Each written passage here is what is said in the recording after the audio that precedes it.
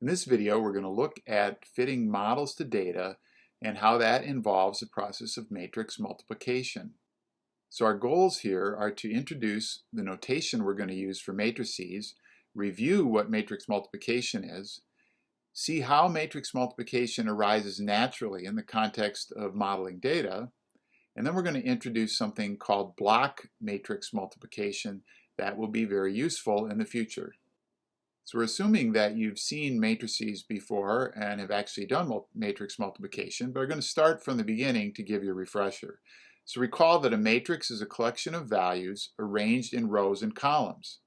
For example, if I have a matrix A and I'm using an underscore with an uppercase symbol to denote a matrix, this matrix has 2 columns and 3 rows. So we'd say that A is a 3 by 2 matrix. We define matrices, rows by columns. Then if we want to extract the element in row I and column J from the matrix, we can do so by taking the matrix A, note the underscore here, writing IJ around these square brackets. So for example, the element in the 2, 1 position is this element right here, and that would be 2. This is the second row and the first column. Now we can build matrices from vectors.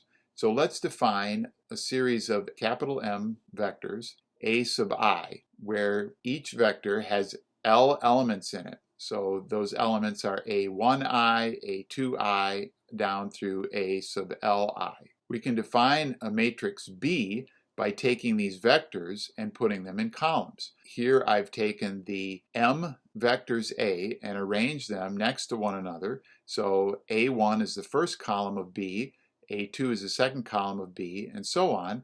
Since all the A's have the same number of rows, these vectors are the same dimension for every I, then B is going to have a consistent format in a row by column, and there'll be L rows and capital M columns. Now I could also define a matrix by putting the transpose of these vectors in as rows.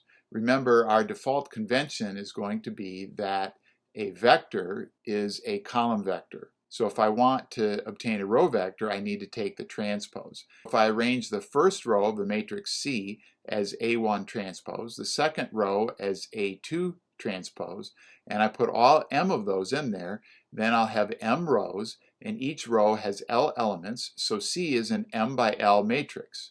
It turns out that the matrix C is just the transpose of the matrix B. Recall that when you take the transpose of a matrix, you interchange the rows and the columns. So the first column becomes the first row, transposed, the second column becomes the second row, and so on, and that's exactly what we have here. Now matrices play a very important role in the modeling of data. So let's suppose we measure some scores. Those are done at various times. So some people finish their exam sooner than others, and then we obtain this data which reflects how the score depends on the amount of time invested by the student. We might say, I think we should model that by a polynomial. In fact, let's use a quadratic polynomial.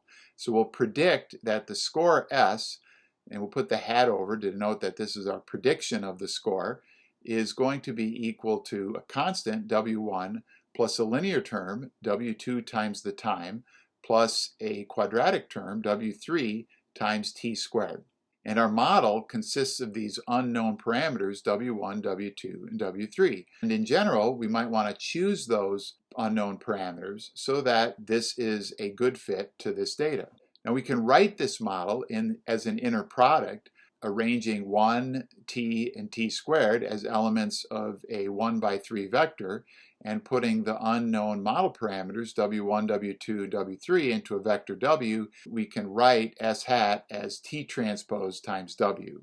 So given capital N measurements of scores at corresponding times, what we'd like to do is use that data to find a model, or W, that does a good job of predicting the behavior we're observing here. So we're going to define a feature, T sub I, transpose, because again this is a row.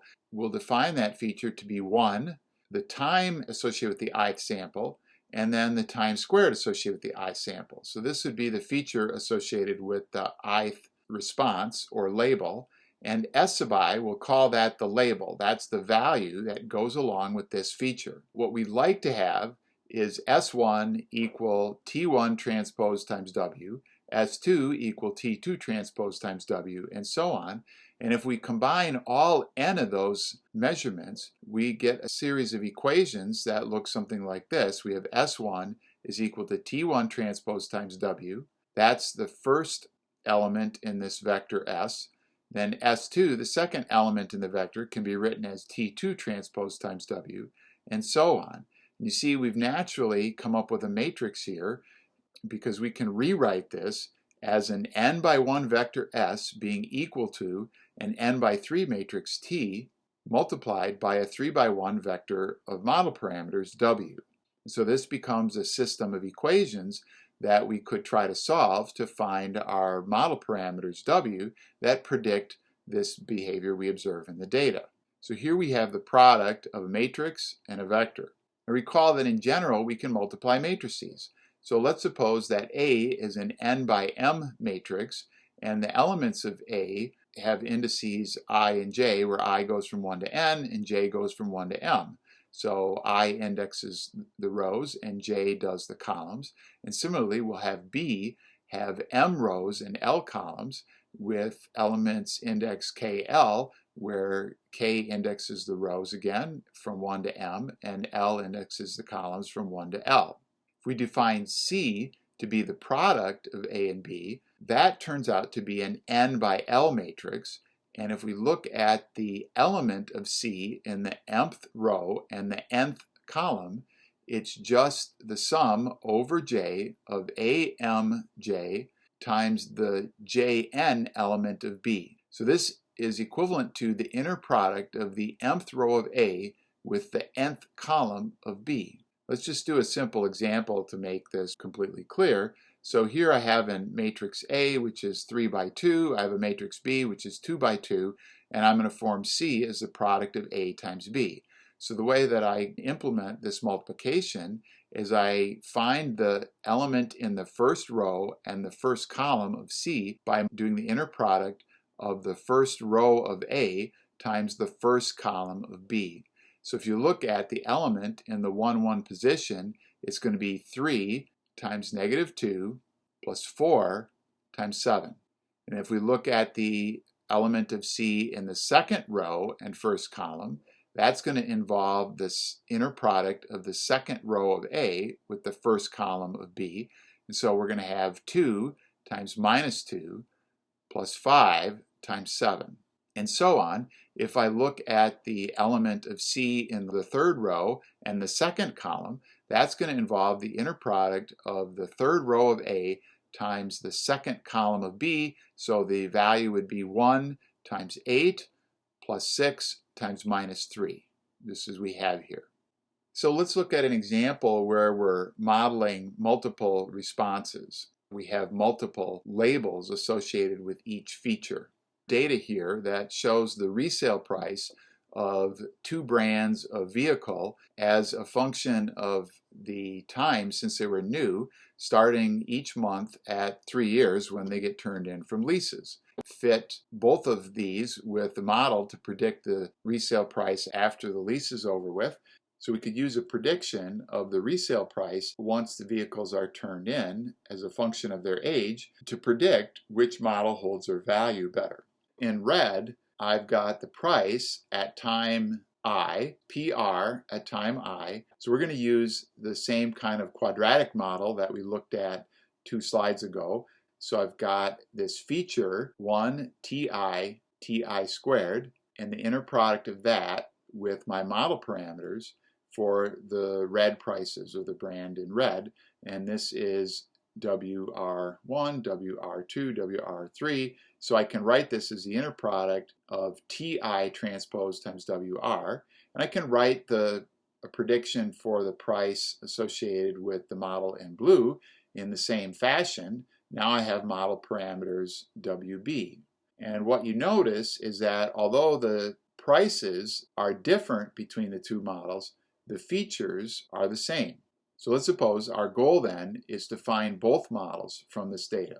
So we can set up a system of equations like we did a moment ago for the red vehicle, where we have the prices being represented as the inner product of the corresponding times and the model parameters. So there's a total of L here, and in this graph these start at 36 months and go to 120 months. And then we can do the same thing for B. So we have two apparently separate problems, but I can use matrices to combine these into one problem.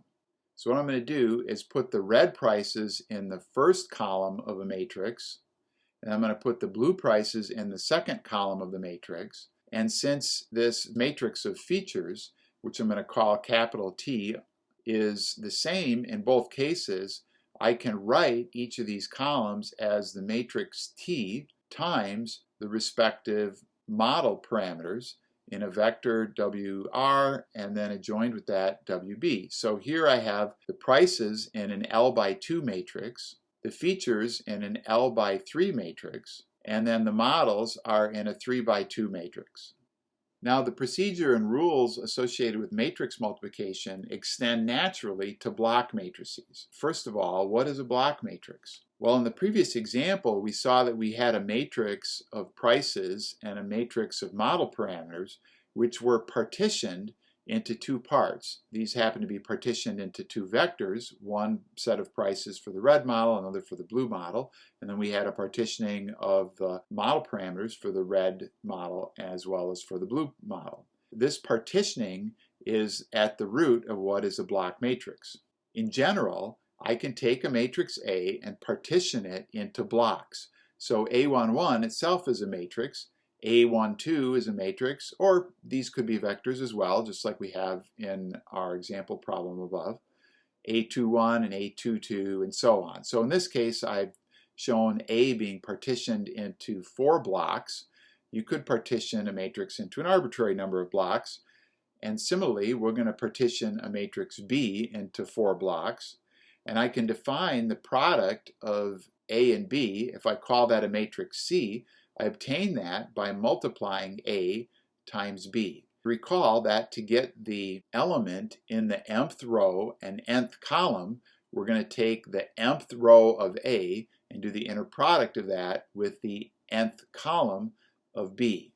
So when we have these block matrices, the rules apply in the same way. I can regard A11 and A12 as a generalization of a matrix element, and so to get the result in the first generalized element row and column, I'm going to take the inner product or multiply A11 into B11 plus A12 into B21. So this is this first generalized row times this first generalized column, and that gives us the entry that would be in the first block of C. We can continue that procedure for the other 3 blocks of C. For example, to get the entry in the first row and second column block of C, I'm going to multiply the first row of A into the second column block of B, and that gives me A11 B12 plus A12 B22.